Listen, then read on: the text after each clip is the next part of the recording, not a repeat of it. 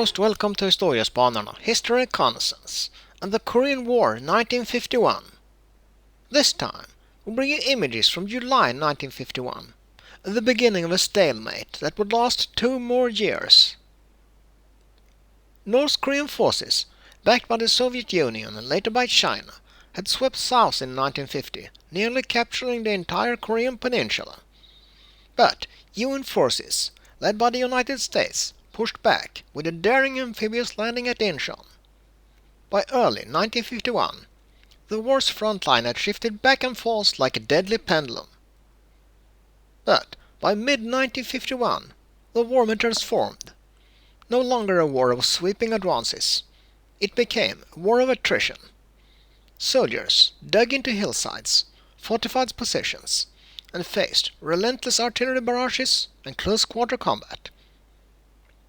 So, join us and watch the images from the summer of 1951, when the protracted armistice negotiations began. But the hostilities continued with huge casualties and millions of shells traded over the front lines. And please, subscribe to our channel and join us on a journey in history.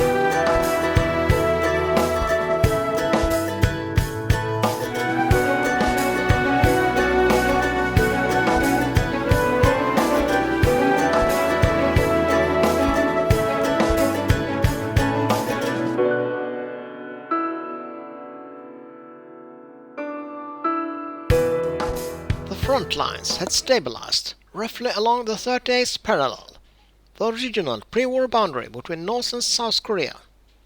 And for the men on the front lines, the war became a test of endurance. Battles were fought over hills with little strategic value, and progress was measured in yards, not miles. Each gain was paid for in blood.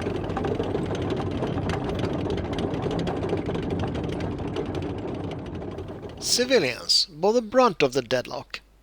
Entire communities were displaced, homes destroyed. The war created over 5 million refugees. The human cost of the stalemate was staggering.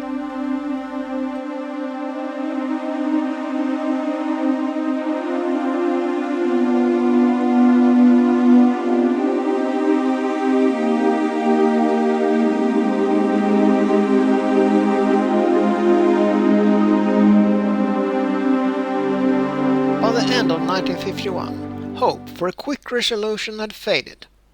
The Korean War became the very definition of a stalemate, a conflict frozen in place where ideology, pride and politics overshadowed peace. Despite the start of negotiations at Kaesong on July 10, 1951, the fighting did not stop. Both sides continued to launch limited attacks to strengthen their positions, particularly near the proposed ceasefire line. At the heart of the deadlock was repatriation. Thousands of prisoners, captured by UN forces, refused to return to North Korea or China. The Communist bloc demanded their return. The United Nations refused. The talks stalled.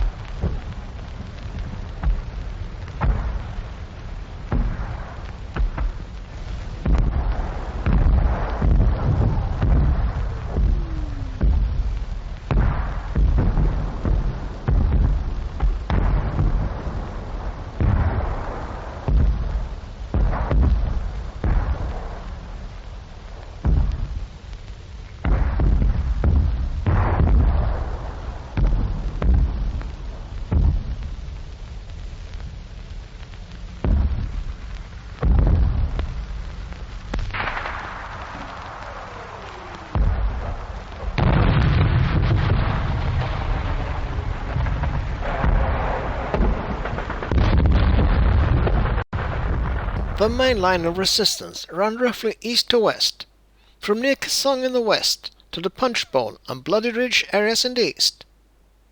This line was only slightly north of the 38th parallel, where the war had begun in June 1950. By July, the front line had solidified into a static defense with fortified positions, trenches and artillery duels becoming common. The United Nations Command, primarily US, South Korean, British and Commonwealth troops, focused on holding the line and conducting local offensive actions to seize key terrain. The goal was to secure military advantageous ground that could influence the eventual ceasefire line.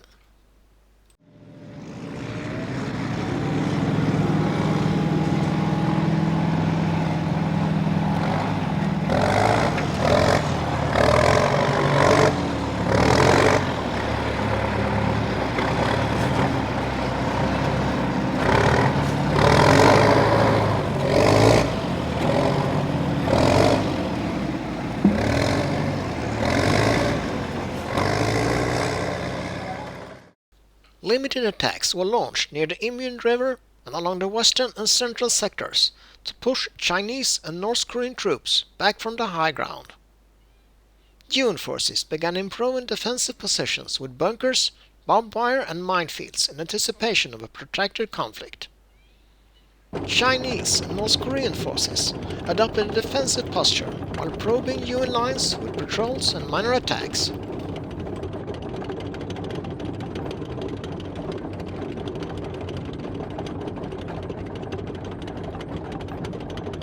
Fighting became localized and attritional. Hilltops battle were common, involving close-quarter combat. Artillery exchanges and night raids increased. Both sides sought to avoid full-scale offensives that would incur high casualties without strategic benefit.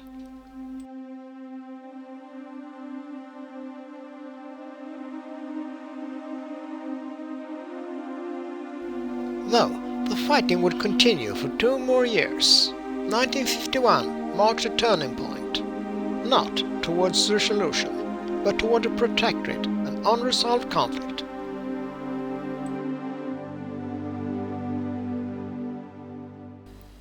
That's all, folks. Thanks for watching. Please like and subscribe.